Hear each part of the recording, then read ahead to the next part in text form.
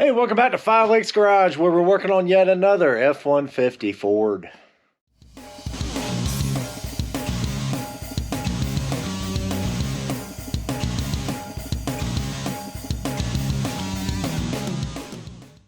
All right, so this 2013, I believe, F-150 owner is actually my neighbor. It's his boy, good guy, and want to kind of help him out. So what we're trying to do here is a couple things. One, we already fixed the blower problem. Checking that out on another video. Maybe I put it up there somewhere. I don't know. We'll see. Anyway, so fixed the blower motor, but now he says that he can smell Freon inside the cab, which is a little bit weird, but hey, take his word for it. And so basically what we're going to do today is actually look for leaks. Now I do have a little bit of a new toy here. So this is a halogen leak detector.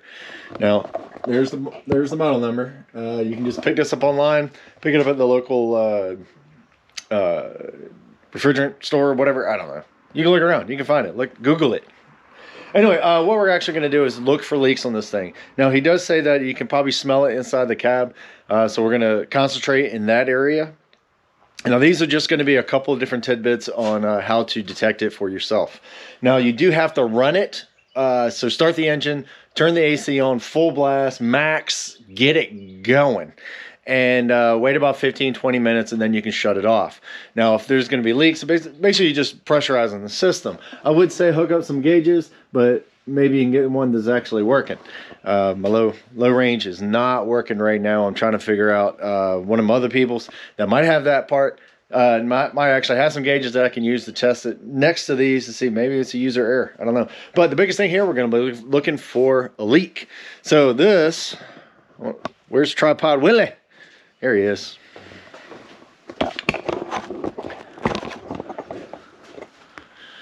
Okay, so this guy right here, we've had this thing running for about 15-20 minutes, AC on high, everything is pressurized. At least my high side is actually showing some sort of pressure. Hopefully they're equaled out. So this guy here, you put 4 AAA batteries in it, and then you can turn it on. It's going to start beeping at you. And you wait about 6 to 10 seconds for it to calibrate itself. Right now it's calibrating, so...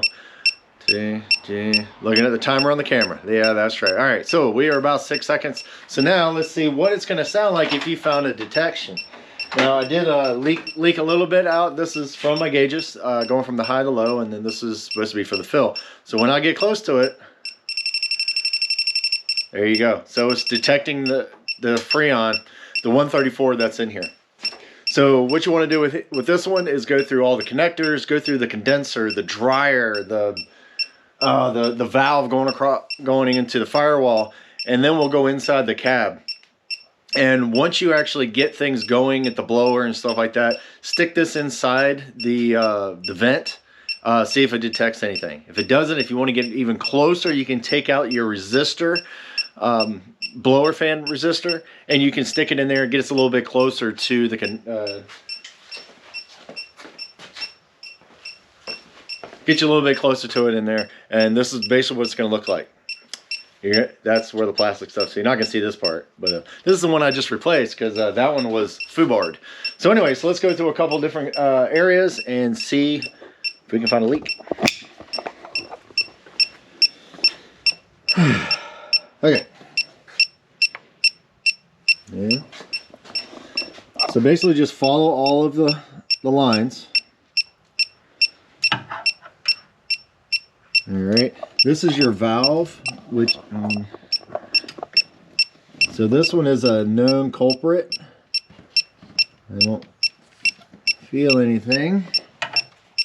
Alright. Alright, go all the way down to your compressor, which, holy crap, it's way down there. So way down there, I might have to get underneath the truck to actually figure that one out. So anyway, if you don't find anything up in the underneath the hood, go inside the cab.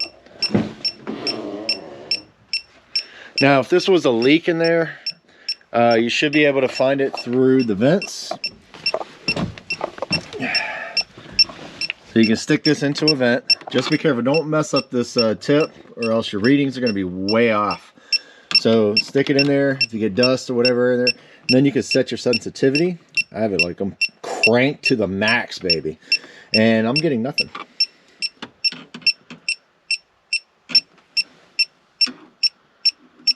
All right, so we still have pressure in the lines, and if you really want to do it, you can turn the key on and turn your blower. There you go. And I'm still getting nothing. I was kind of hoping to find one really quick because that buzzing gets on your nerves.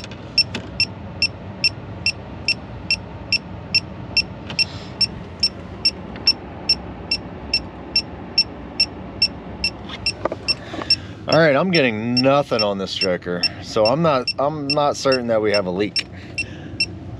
Huh, that's interesting.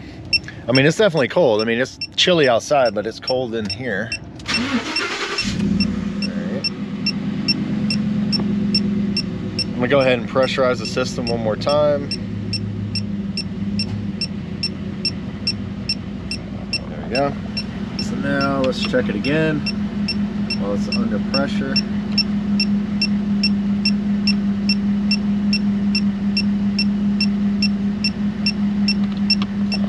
I'm not getting anything.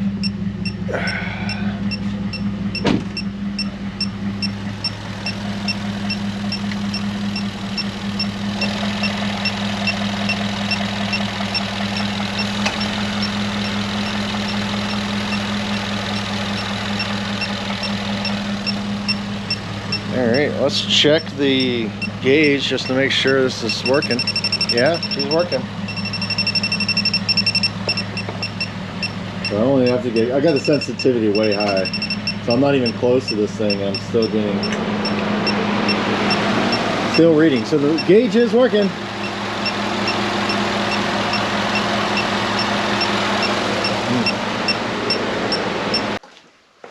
All right, so I'm not picking up any leaks, and I pretty much went underneath. I did go underneath and got really close to the compressor. Sorry, the lighting was horrible, and so I didn't really show that. But just try to get your wand close to it.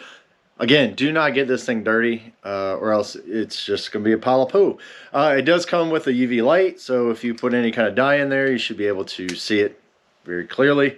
And what we need to do with this now, one, since I don't usually use this very often, I'm going to take the batteries out, because if you leave them in there, then they start to corrode and they cause a lot of problems. This isn't exactly a thing that you use all the time. There you go. So yeah, have you ever had a controller that you just left the batteries in there and then they corroded and then you get crap everywhere? Yeah, we don't want that. So anyway, I'm going to take those out because obviously I'm not going to be using this very often.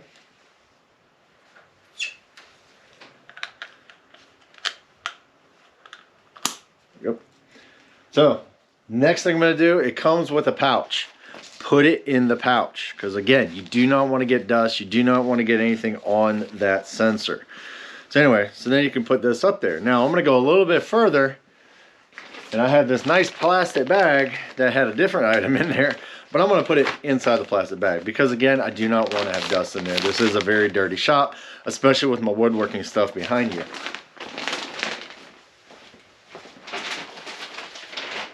All right.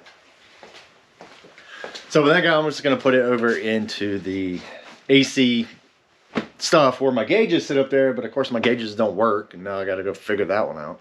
Anyway, hopefully this kind of helps you out to try to diagnose a little bit about your Ford, or about any vehicle really. It's not just a Ford. I'll just pick on Ford quite a bit for obvious reasons, but hopefully this helps you out. Check out all the other ones. We got a couple more. We got a new Lancer that we're going to be pulling into the shop here real shortly, and checking that one out and see how that one goes. So anyway, take it easy, have fun, check us out, hit subscribe and hit the bell. Later, baby.